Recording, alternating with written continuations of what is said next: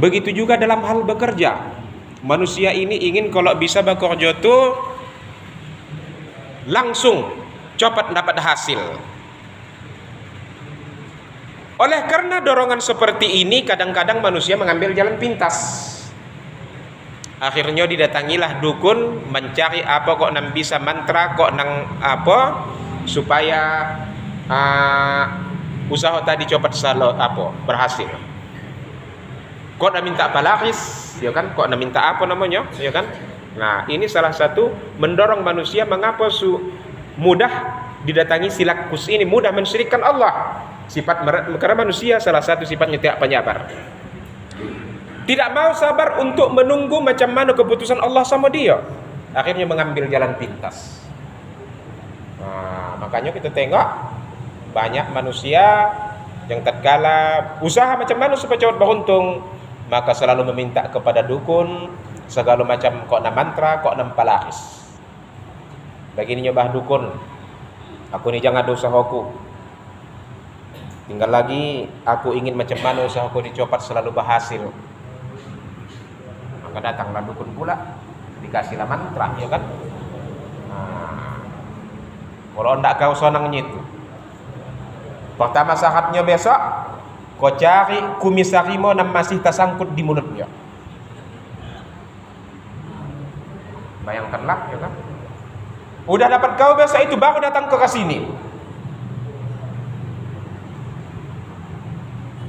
Kemudian saat yang kedua kau cari ayam bulu balik, warnanya hitam, kakinya hitam, lidahnya hitam, darahnya pun hitam.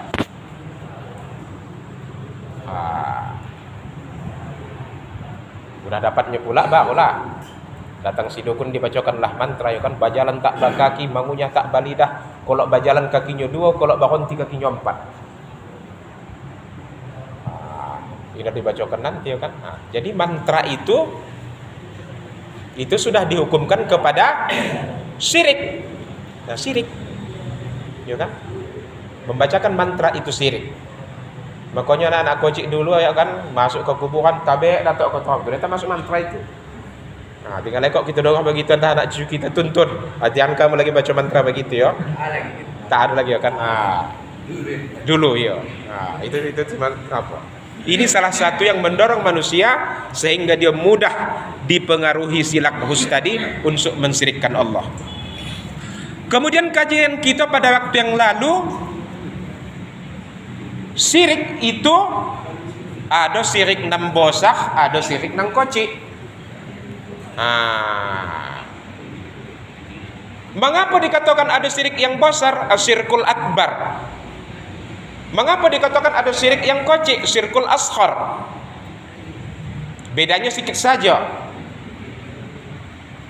Kalau syirkul akbar, syirik yang besar, itu menyebabkan pelakunya keluar dari agama Islam. Jadi apabila dia melakukan salah satu perbuatan syirik yang besar ini, maka saat itu juga syahadatnya batal.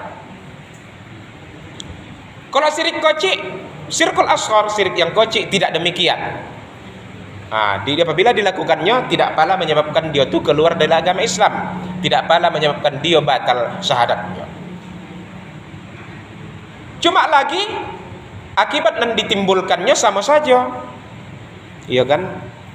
Kata Allah, ya kan, dalam surah Zumar ayat 65, walaqad uhiya ilaika min qablika wa ilal ladzina min qablik. Dan sesungguhnya telah diwahyukan kepadamu Muhammad dan kepada nabi-nabi sebelummu. Lain asyrakta, jika engkau berbuat kesyirikan, la yahbitanna amaluka, maka akan hapuslah amal ibadahmu. Jadi baik kita melakukan syirik nang koci atau syirik nang bosah, maka pada saat itu juga maka hapuslah pahala amal kebaikan. Wala takunanna minal khasirin, dan engkau jadi akan orang yang merugi.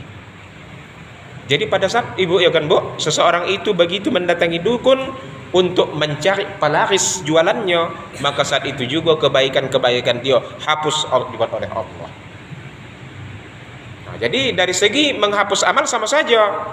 Cuma lagi perbedaannya tadi, syirik yang bosah itu menyebabkan pelakunya keluar dari agama Islam, tetapi kalau syirik nang kecil tidak pala menyebabkan pelakunya keluar dari agama Islam. Hanya saja dosanya tetap juga bosak. Nah. Lalu jemaah yang dimuliakan oleh Allah, apa saja contoh syirik yang besar nih, syirkul akbar. Kemudian syirik yang besar nih ada dua macam pula modelnya. Yang pertama az-zahir, nyata dia memang mensyirikkan Allah, seperti menyembah patung. Nah, ya kan, seseorang begitu menyembah patung, itu namanya melakukan syirik yang zahir. Kemudian ada yang kedua jenis syirik yang batin, khafi, syirik yang tersembunyi. Nah, apa contohnya? Itulah seperti saya kemukakan pada waktu yang lalu, meminta pertolongan kepada orang yang sudah meninggal dunia, atau patuh kepada undang-undang atau hukum yang bertentangan dengan hukum Allah. Jadi pada saat seseorang itu mematuhi hukum yang bertentangan dengan hukum Allah, maka pada saat itu juga dia dilakukan melakukan syirik yang besar, batal syahadatnya.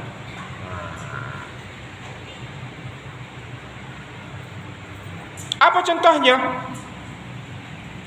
Jadi jamaah yang dimuliakan oleh Allah,